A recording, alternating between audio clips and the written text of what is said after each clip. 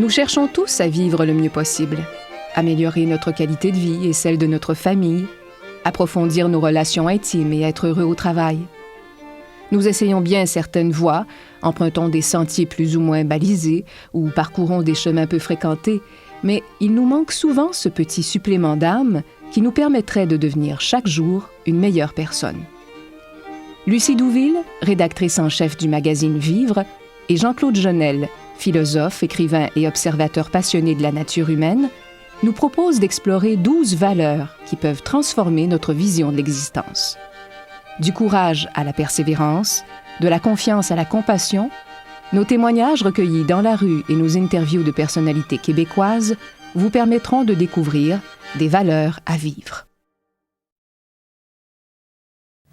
Sur la route du Connais-toi toi-même, parmi les valeurs qui nous permettent de nous relier au meilleur de nous-mêmes, il y en a une qui joue un peu le rôle de garde-fou. C'est la justice. On va remarquer deux types de justice. Il y a la justice, on peut la prendre à deux niveaux. La justice de l'homme qui juge et condamne, et il y a une autre justice. Oui, la justice intérieure qui, elle, corrige. On peut même dire rectifie. La justice humaine punit, la justice intérieure libère et offre la possibilité de rectifier ce qui doit être rectifié. Et puis ça nous engage dans un processus de conscience. C'est ça aussi qui est important avec la justice intérieure. C'est ce processus de conscience vers laquelle elle nous entraîne. C'est donc extrêmement important que cette justice-là. Et dans la justice intérieure, on n'est pas à la recherche du coupable. Il n'y a pas nécessairement de victime. Il y a surtout des gens qui sont sur un chemin et qui expérimentent la vie. Ben oui. Donc, on reprend notre pouvoir personnel. Ah, moi, je ne suis pas victime de personne, là. Ben oui. Pouvoir de vie. C'est-à-dire le pouvoir de justice qui rectifie, qui coordonne, donc qui corrige. Mais parce que on a la compréhension de cela et qu'on sait comment le faire. Parce que la justice intérieure, elle responsabilise, elle indique. Moi, je trouve que la justice intérieure, cette justice libératrice, elle est le témoin de ce que je sais être. Et ça, c'est important. Peut-être qu'on le développera tout à l'heure, mais cette justice-là est vraiment sacrée. Et on doit pouvoir dire aussi que ce n'est pas une justice qui est punitive et limitative, mais c'est une justice qui est évolutive. Elle nous permet d'évoluer, de grandir. Oui, et puis elle-même, elle coordonne toutes ces valeurs états intérieurs. Elle les coordonne. C'est pour ça qu'elle est la justice maîtresse. Donc, c'est cette forme de justice-là qu'on va avoir la chance d'entendre. On va entendre le témoignage de Régent Sioui que vous êtes allé rencontrer. Oui, Régent Garidois Sioui, chef Huron. Il est aussi, il possède le Centre culturel amérindien. C'est un personnage. Il nous a ouvert le site et il s'est prêté avec beaucoup de sagesse à la réflexion sur la justice. Pour les Amérindiens, la justice est une notion qui est fondamentale. C'est très important, très important. Nous aussi, nous sommes allés rencontrer les gens sur la rue pour voir qu'est-ce qu'ils pensaient de la justice. Allons voir ce que c'est que la justice pour les gens de la rue. Avez-vous déjà pensé au sens profond de la justice? Allons voir ce que vous en dites. Pour vous, la justice, c'est quoi? C'est une très bonne question. Vous avez quoi, 2-3 heures? Le respect, ça part du respect, je crois. Le respect de la vie, le respect des êtres dans ce qu'ils peuvent apporter de différent, la tolérance. Je pense que la justice, ça part des petites actions qu'on a à prendre les gens comme ils sont, à tolérer les différences aussi. C'est une bonne question, ça. Ce qui me vient spontanément, là, je suis mère de famille, ce qui fait que par rapport aux enfants, ben, c'est lorsque, exemple, on donne notre parole, on dit qu'on va faire une activité avec les enfants, ben, c'est important de la respecter, d'être juste avec l'enfant et d'accomplir l'activité le plus possible quand on peut le faire. C'est, comment dirais-je, c'est l'égalité, autrement dit l'égalité entre les êtres humains, quoi. Que la justice, ça ne veut pas dire égalité, ça ne veut pas dire nécessairement être identique. C'est être différent, avoir des qualités différentes et les mettre en valeur, que chaque personne a une valeur selon ses qualités et c'est différent. La justice, ça serait un petit peu la vieille règle de faire aux autres ce qu'on aurait à se faire faire et pas faire ce qu'on n'aimerait pas se faire faire. C'est assez clair? Je pense que comparé à d'autres gens sur la Terre, j'ai rien subi d'injuste. Autrement dit, les pays du Nord ont quasiment ont un niveau de vie assez aisé, contrairement aux pays du Sud où il y a des gens qui ont de la misère à manger, mettons, le jour, et puis qui n'ont pas d'eau, et puis qui n'ont pas de médicaments pour se soigner, quoi. Il y a comme une équité, quoi, entre le Nord et le Sud, quoi. Croyez-vous qu'il est juste de se faire justice soi-même? Non. Et pourquoi? Parce que c'est en communauté, je pense qu'on peut décider de la justice. Avec les moyens légaux que je pourrais appliquer, oui. Non, parce que on vit dans un pays de droit où il y a une démocratie qui est là. Je veux dire, je pense que c'est pas une bonne chose. Et puis ça se fait pas de se rendre justice soi-même, sinon on vivrait dans un pays anarchique et tout ça. Là, ça serait l'anarchie totale. Donc je pense qu'on est dans une démocratie. Il y a des lois qui sont là, il faut les respecter. Et puis il y a une justice qui est là, il faut la faire confiance. Non. Je pense que j'ai déjà pensé à ça une fois ou deux, mais c'est peut-être pas la meilleure des solutions. C'est qu'il faut toujours penser que si nous, on se permet de se faire justice soi-même, c'est qu'on peut en rencontrer un autre qui, lui, a décidé de se faire justice face à nous. Ce qui fait qu'on entre dans un système œil pour œil, dent pour dent. Et je pense que ça ne fait pas avancer une société. On a bien entendu remarquer que la justice dont on a entendu parler auprès des gens dans la rue, c'était surtout une justice qui punit. On a aussi entendu parler d'injustice, c'est-à-dire qu'on parlait d'injustice au niveau de la répartition des richesses. On parlait d'injustice lorsque une personne va donner sa parole, entre autres, à un enfant et qu'il ne la respectera pas.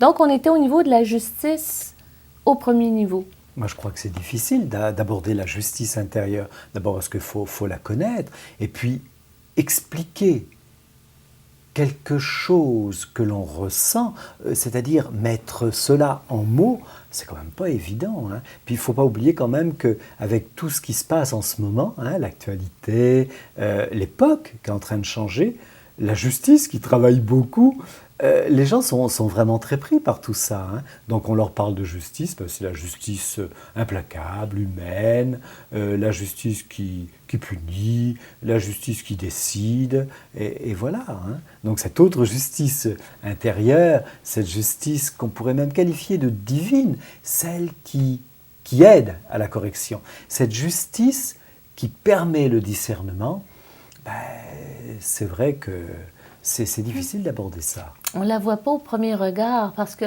la justice dont tu parles, c'est une justice qui nous invite à faire un bilan pour nous améliorer.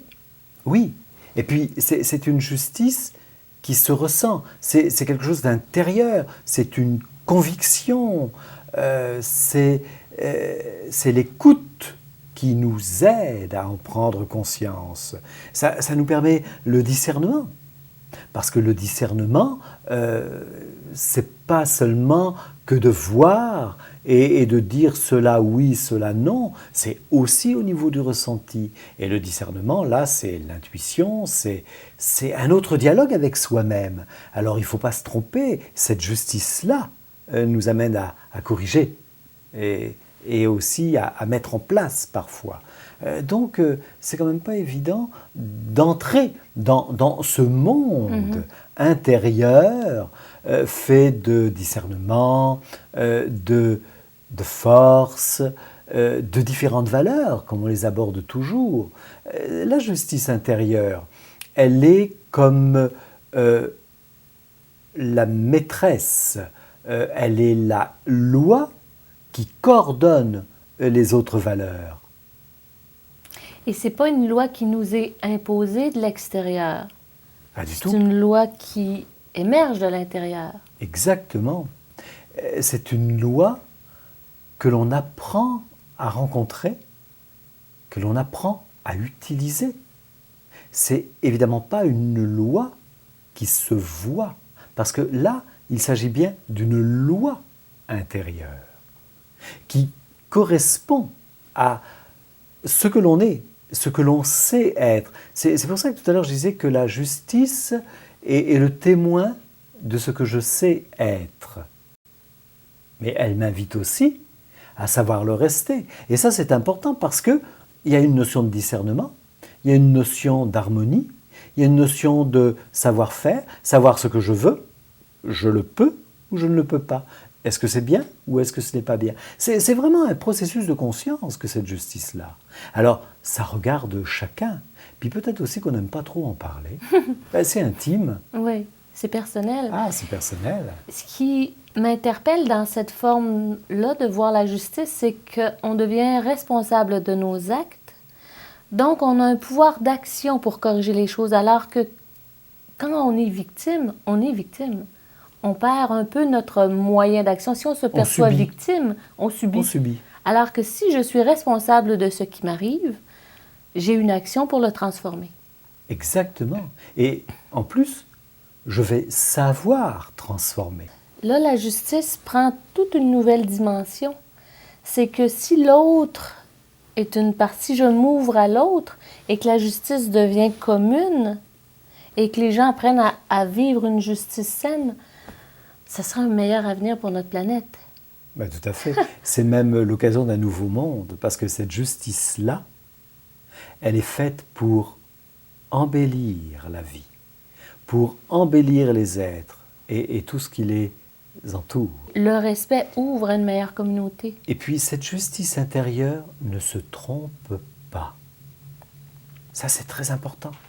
C'est une conscience. Elle ne se trompe pas. Comme je le disais tout à l'heure, elle est implacable. On la ressent et elle exige de nous. Alors maintenant, on va aller écouter ce que Régent Sioui a échangé avec vous sur le thème de la justice. Et c'est fort intéressant parce que c'est la justice amérindienne, mais qui nous rejoint tous à l'intérieur. Volontiers, allons-y.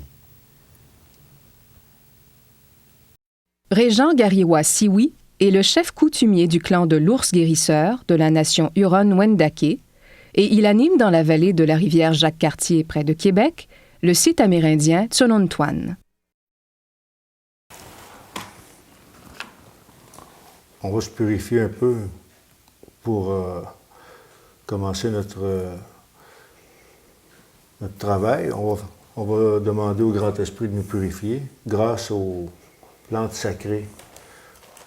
On utilise 4 plantes sacrées qui nous ont été données par le Créateur. Ces 4 plantes sacrées-là, c'est le tabac, qui est la plus forte des plantes. On l'utilise beaucoup en la brûlant, tout simplement, dans les feux, et puis en remerciant pour tout ce qu'on a eu sur Terre. Et puis les autres plantes, ça serait comme la sauge, le foin d'odeur et le cèdre. Eux, ils servent pour nous prédisposer à une cérémonie ou encore pour nous prédisposer à un travail spécial ou encore pour faire d'autres cérémonies dans la nature.